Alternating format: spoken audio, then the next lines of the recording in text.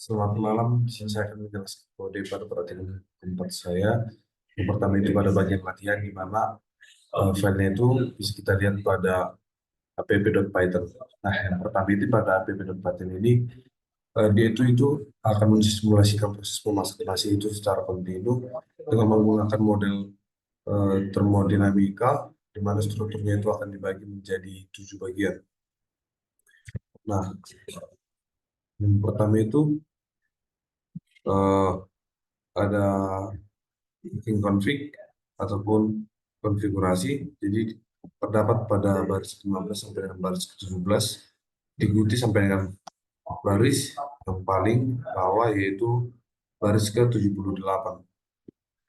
Nah, di mana pada file ini eh, dia itu dia itu akan menjadi data kelas yang akan menyimpan semua parameter input yang kemudian dia akan mensimulasikan seperti masa beras, berat air, daya kompor, suhu awal, dan berbagai metode yang terdapat pada kode POSIX init. Jadi dia itu akan otomatis menghitung total dari garis bawah mas itu. Jadi dia itu akan menghitung seperti masa beras, masa air yang tadi, dan setiap kali objek dibuat atau parameternya itu diperbarui. Dan kemudian itu ada di itu metode ataupun terdapat pada kode uh,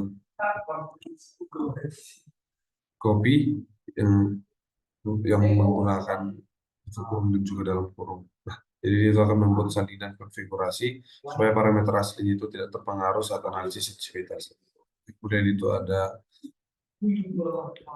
fisika model atau model fisika. Nah, jadi pada file ini dia itu akan mendefinisikan persamaan fisika yang mengatur proses dalam memasak. Nah, eh,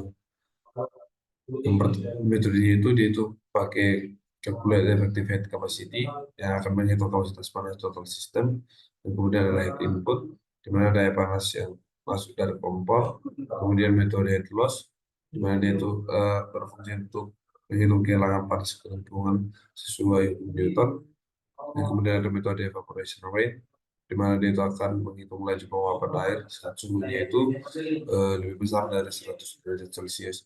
Dan kemudian ada metode gelatination rate, mana dia itu akan menghitung laju gelatinisasi pati beras pada rentang 60 sampai 80 derajat Celcius. Nah, yang kemudian itu ada sistem persamaan diferensial. Nah, pada sistem persamaan diferensial ini, dia itu adalah inti dari simulasi kontinu yang tadi. Jadi dia itu akan mendefinisikan 3 persamaan diferensial yang saling berkaitan. Yang pertama itu ada dt per dt, di mana itu ada perubahan suhu, dan kemudian ada perubahan massa air, dan juga perubahan progres gelatinisasi ataupun laju gelatinisasi, yang mana setelah kita bahas tadi, dia itu akan berhenti di 100%. Nah, kemudian itu ada simulator utama ataupun rice cooking simulator pada baris ke 196.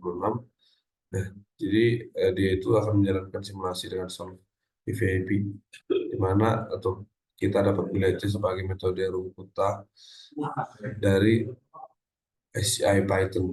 Nah, setelah selesai, dia itu akan menghitung metrik kualitas seperti waktu mencapai 100 derajat Celcius yang tadi, dan kemudian gelatinisasi akhir, konsumsi energi, dan juga efisiensi di dalam dia itu dalam memasak.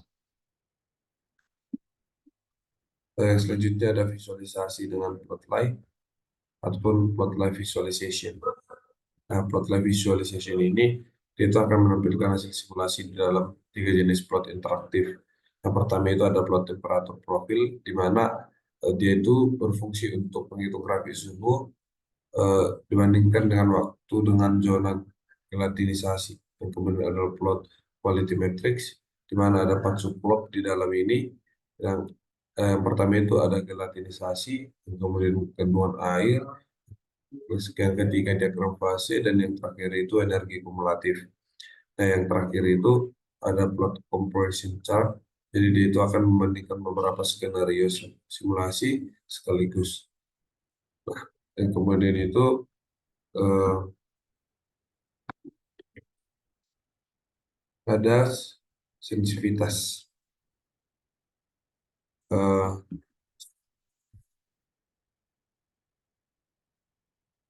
Jadi analisis sensitivitas ini yaitu akan menjalankan simulasi berulang dengan memvalidasikan satu parameter bisa bisa seperti daya kompor dan juga massa air. Jadi ini fungsinya itu cuma untuk melihat pengaruhnya terhadap dalam hasil memasak itu aja.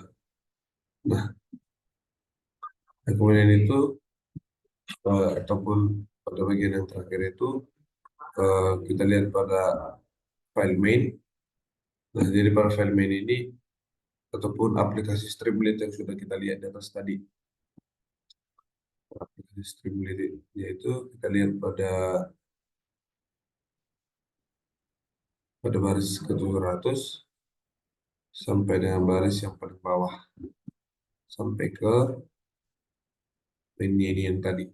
Nah, jadi pada menu ini ataupun aplikasi Streamlit ini dia itu akan membawa antar muka web dengan slider untuk semua parameter input. Dan kemudian terdapat 4 tab.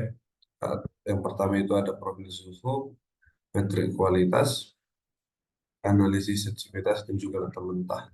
Dan kemudian itu ada indikator kualitas, di mana apakah nasinya matang sempurna, kandungan air optimal, atau efisiensi tinggi. Sekian penjelasan saya pada praktikum latihan week keempat modeling and simulation. Terima kasih.